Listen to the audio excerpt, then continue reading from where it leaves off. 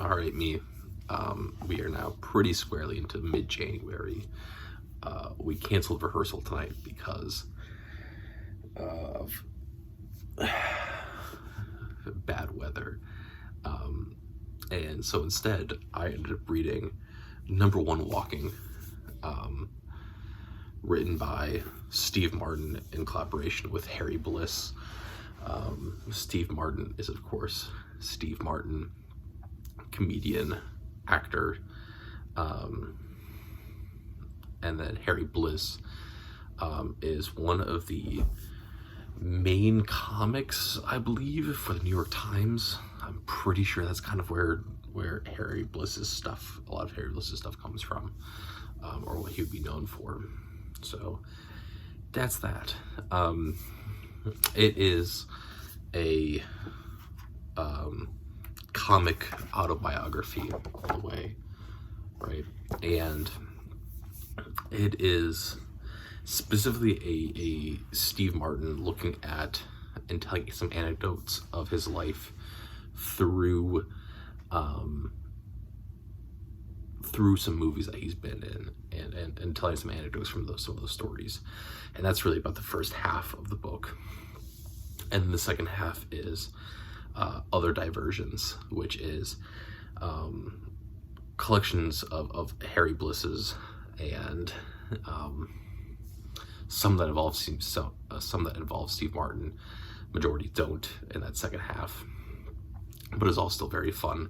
Harry Bliss is very talented at what he does. So yeah. I bought this on sale somewhere, right? It's always very interesting to me when people that are incredibly famous do multiple autobiographies in a way, right? And it's for people like me that are schmucks, right? Of just like, oh yeah, oh, this is $6 here, it's $7 and on sale, let me just pick it up because it's $7 and it's an evening of looking at things of someone famous that I know, right? And I spent $7 and feel okay about it. Not great, but I feel okay about it.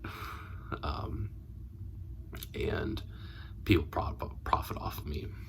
So that's that. But yeah. There's really not much to say about this. I think there's been two other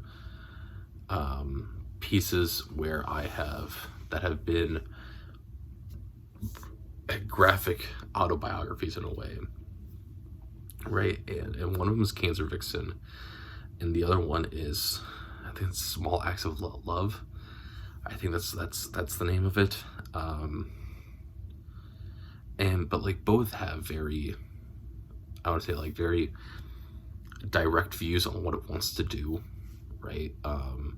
Cancer Vixen obviously has this very narrative driven style, and it's telling this much larger story about health and about cancer and about aftermaths of major events and things like that, right? And Acts of Love is really about growing up with someone, and as you are in love with them, reminding yourself as to why you are in love with them, and learning more about them, because that's what the joys of growing old together is, right?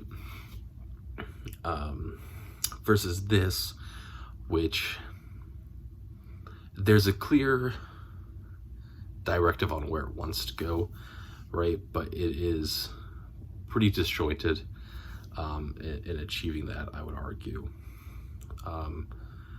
Because it is just snippets and some random anecdotes from Steve Martin in a couple of major films that he's worked on, right? And they often feel so disjointed, right? And overall, they feel very disjointed from one another, and so it is just like It's a graphic autobiography that like reads like one pager New Yorkers, of where the characters are the same, right? But there's no cohesiveness, I would say. So yeah. It's certainly not one of my favorites. I didn't expect it to be one of my favorites when I picked it up. I thought it was just going to be, here's an evening of looking at stuff and enjoying it. And for that, it's nice. But yeah, I guess I'd say that the one overarching thing, which is also a thing that, or a theme, I should specifically say, the one overarching theme, and a theme that I think has started to come up a great deal when it comes to people that are entertainers in some way, right? Whether that is the traditional routes of comedian. Traditional seems so strange to say, but the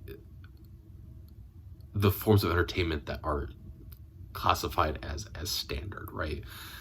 And so like comedians, actors, musicians, things like that. And it's about, but it's also, entertainers in the sense of my generation and the generation younger than me, which is social media people and streamers and content creators in that sense, right?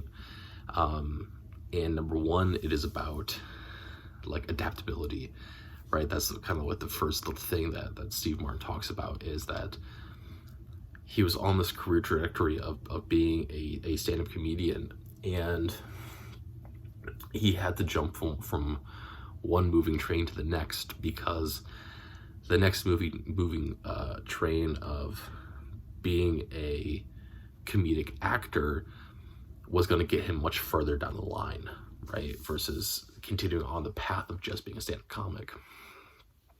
So it's about this like adaptability to things, seeing the change and adapting to it, right? Because your audience is your audience, and your audience is how you survive, right? And so you need to adapt with it. And then the second thing, what was the second thing going to be? That was definitely the first thing. I thought about a second thing, and I fear I've lost it as I have been talking.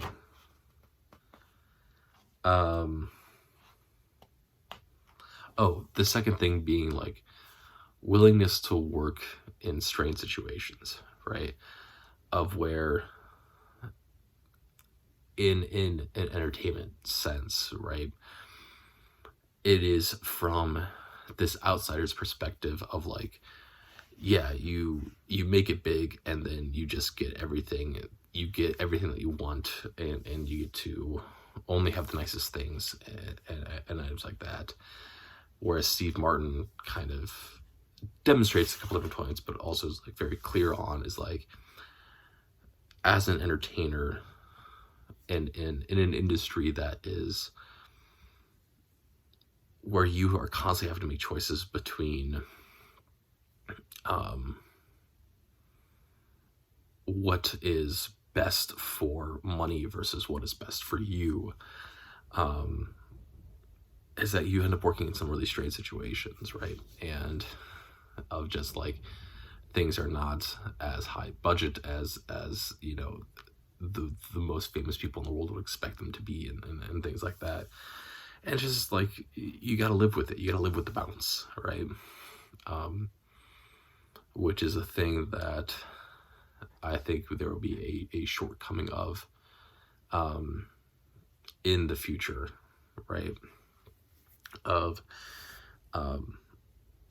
as my generation starts to head up more and more and more, and the generation below me starts to head up more and more and more and more.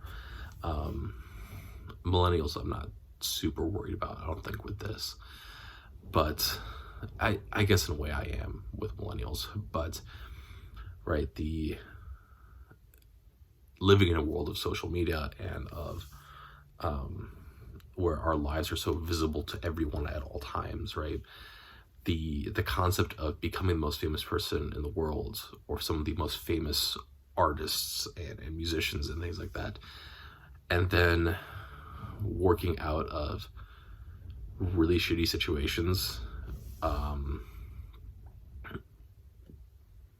even if you're getting paid for it, is something that I don't necessarily expect my, the millennials and Gen Z and Gen Alpha to really deal with really well. And I don't know if that's just me projecting and me going, or if that is the truth of, like, because we live in a world where we want to share all of our lives constantly, and that is what is expected of people that are in social careers like that, right? How willing are they to then work out of a closet that's listed as a studio when they've made it, right? So that's number one, is Walking, written by Steve Martin in collaboration with Harry Bliss. Yeah.